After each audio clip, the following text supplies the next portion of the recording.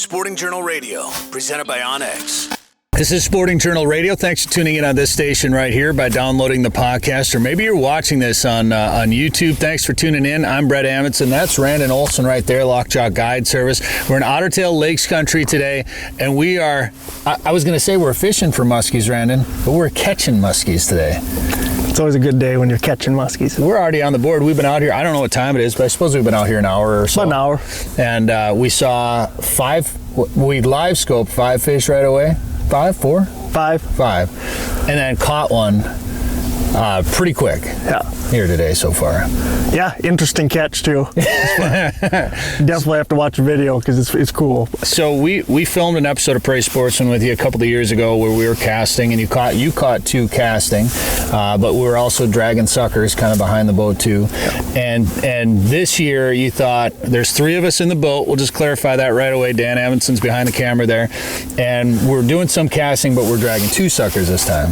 Yeah. So the trend out here lately has been the fish haven't been moving a lot. There's a ton of bait, so there's a lot to choose from, and they're just not that aggressive where they're really moving on casting bait. So yesterday I was out here and we did good. We caught 3 and had 2 more bites, and the majority of the action's been on the sucker minnows, and we had 1 out yesterday. So I figured today we'll put 2 out, kind of up the chances there, and we'll keep casting with 1 line. So worked out. The plan is, and you've actually been watching them. You can see them on the electronics before. You've seen a few follows on the electronics, I guess the best way to explain it. Yeah, when I first started muskie fishing with suckers, I always assumed every time a muskie came up to the sucker, it would get kind of nervous and run around, and that's far from the truth. So being able to know those fish came up and know where those fish are sitting, it's a big advantage. We know they're there. We can always keep coming back to them as the day goes on until they're ready to rock and roll. So you've actually got it mounted on your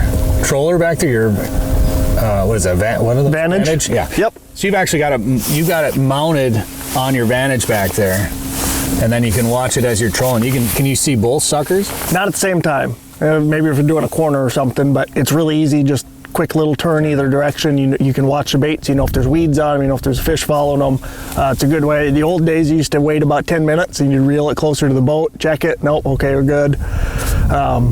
And then now you don't have to do that. The suckers are staying in the strike zone the whole time, and you're looking for those fish coming and keep going through them. Explain what we went through with that fish today, or maybe start with when you see a fish follow the sucker, what do you do next? So generally what I'll do is pick up the rod first. I'll kind of let the fish come up to the bait. If they don't eat it after like 3 or 4 seconds, I'll start kind of moving that sucker and just pay attention to what the fish does. If he starts to back off, I'll just put it back in the rod holder and leave it alone. If he gets a little more aggressive, then I kind of keep trying to work that fish, kind of trigger him to eat it. And when I think I was casting, I might have been talking to the camera. I can't remember what I was doing when that one, did you just see the bobber go or hear the reel, or how did you know we had a fish on that sucker? The reel just went off. And I look back, bobber's gone, kind of scooting across the top of the water, popping in and out. And you just kind of know, you can kind of tell this. The suckers will run a little bit and pull some drag, but there's a whole different sound when the fish eats it. It's a hard smack, and good little chunk of line gets ripped out, and it's game time. I'd like to feel like I was in control of my emotions during that entire process, but there's so much anticipation. It's not like reaction where if you're casting and reeling or even doing an oval, you can react to that fish hitting and then the game is on. It's like when it hits this, there's so much time between when the fish bites to the hook set, but there's a lot of stuff going through your brain. It's going 100 miles an hour. I was trying to slow myself down just a little bit, and when you get a fish like that, you'll actually, before you set the hook, you'll get everything in place, you get the boat in place, you kind of move up on that fish, don't you? Yeah, you want to get as close as you can. It's a pretty,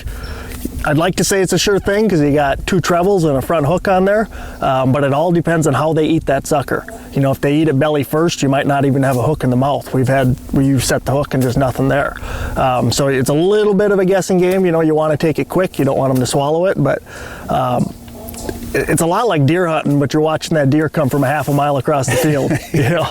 You're just waiting and waiting, and you want to go, but you got to be patient. You got to get things just right. Well, and buck fever can set in a little bit too in both situations, and just like that, like I knew if that situation came up that my heart would start to race in anticipation of setting that hook. And it's like we were in slow motion. It's just painstakingly slow. Once you know that the bobber is down, there's a fish just waiting there, and you're inching the boat up, and we had to, reel some line in, get some slack in the line, and I'm just waiting to set the hook. And you told me numerous times about the hook set, like giving her a real good heavy hook set. And I don't know if I just built up so much adrenaline waiting for that moment, or just, some experience of when I fish for lake trout or big pike, I especially for lake trout when we're trolling, when you set the hook, those big heavy lake trout and their jaws so hard, you really have to do some heavy hook sets. So I'll tell people to do heavy hook sets, and they never do it as heavy as I want them to. Yeah. So you probably were telling the wrong guy to give a heavy hook set to.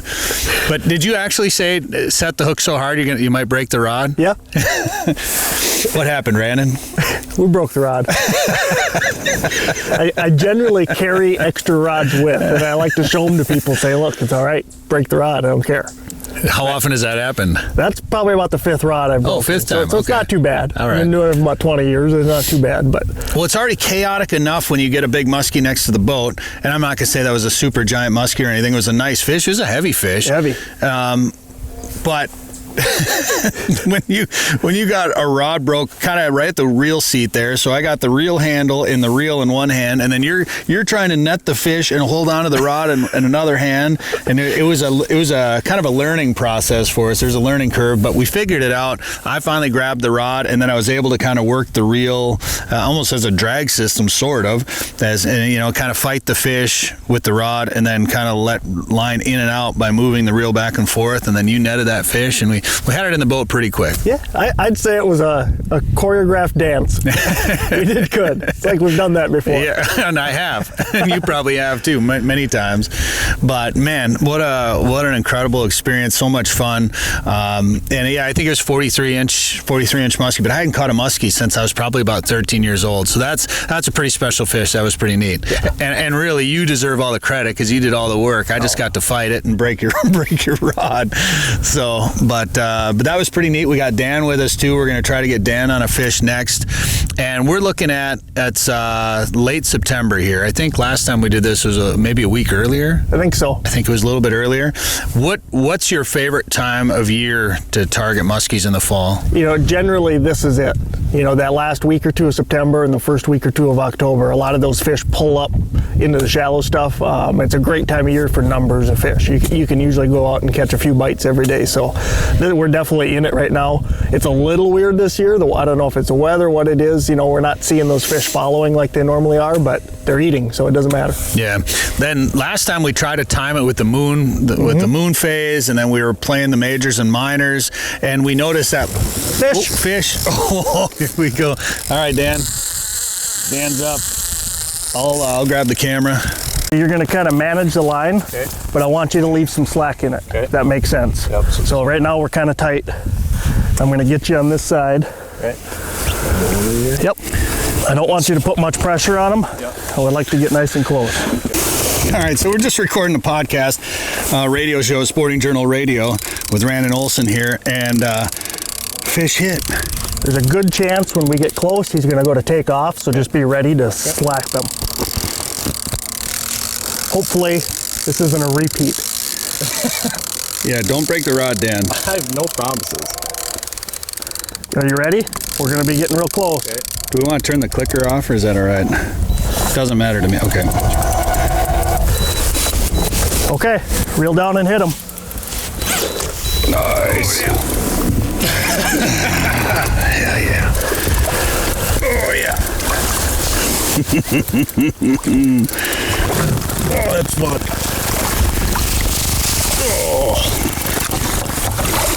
Oh.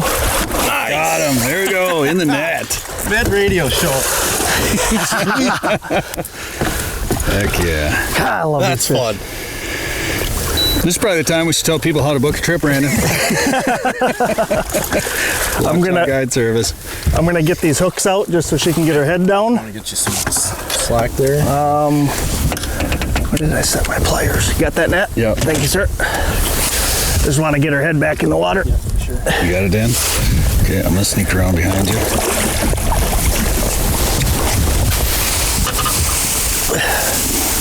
Didn't break the rod. Heck yeah. There we go, Dan. First muskie. First muskie. That's a fun fish. Congratulations. Heavy. It's not a giant, but they're heavy. They're pretty. That hook set's awesome, and they're just beautiful fish. That's awesome. Randin, how many times do you get people their first muskie? A lot. I've lost count, but there's no better thrill for me. I think to be a guide, you got to like to watch people catch fish, and this is as good as it gets. So that's pretty cool to get interrupted during a radio interview to catch a muskie. How often does that happen for you, Randin? Not a lot. You can't ask for anything better than that, but that was pretty cool. Dan caught his pretty much the same way that I caught mine earlier, only he didn't break his rod. Yeah, he got to fight the fish normal. That's pretty neat. So that's 2 fish pretty quick. Now, yesterday you caught 3 total. You had 2 pretty quick yesterday too, didn't you? Yeah, well, yeah. Our first 2 were pretty quick, probably about a half an hour apart, which is about what those were, give or take. And that's just a sign of musky fishing. When a window opens, you got to go. You want to be on spots where there's fish. So we shouldn't be wasting any time right now, is what you're saying. Well, I guess we are fishing. We're still fishing. We're fishing again. Now, talk about where we're at with moon phases and everything then. So interestingly enough, yesterday was the new moon, and generally speaking, the best day bites you're going to get are during the new moon. A couple days before, the day of, and a couple days after. So we hit this prime. Last year we hit it pretty good as well, but we hit this prime. This is kind of our peak bite of September, if you will. And we're trying to fish it's just working out that way, but we're kind of trying to fish outside the majors and minors today. Yeah, that's been the pattern out here. Musky fishing, you're always getting that beat in your head, majors and minors. But you got to pay attention because it's not always during those times when those fish go. There's like this right now, we're getting fish outside of those times, and that's the pattern. What time is it actually even? 9:30. 9:30 right there. We got 2 fish in the boat. What time is that next? Is it a minor then that's coming up? The major will start at 12:30. Major at 12:30. All right, so we got 3 hours to catch a few more fish. If the pattern holds, it's going to be a dead zone from 12:30 to 3:30. Well, it's been good so far. We got more to come. We're filming this entire thing for a video we'll put on our YouTube channel, so you'll be able to watch us catch those couple of fish, and then maybe some more. Whatever we catch after this interview for the podcast and radio show is over, we'll have that in the video. Subscribe to our YouTube channel. Look for Sporting Journal Radio. And Randin, if people want to do some musky fishing with you, or walleye fishing, crappies, panfish, whatever the case may be here in Otter Tail Lakes Country, how do they reach you? The absolute best way is just give me a call at 218-640-0158. Otherwise, you can find us on Facebook or even on the website at www.lockjawguideservice.com. All right, Randin, thank you very much. Thank you, sir. Hear more at sportingjournalradio.com or wherever you get podcasts. Did you know there are more than 1,000 lakes in Otter Tail County? Yep, and I'm gonna fish as many as I can. I'm an outdoorsy otter. Nothing beats a full day of fishing for me. The lakes of Otter Tail County give me plenty of options to lower my boat and snag the perfect catch. Not an outdoorsy otter? No problem. Otter Tail County has something for everyone. You just need to find your inner otter. To find your inner otter, go to OtterTailLakesCountry.com.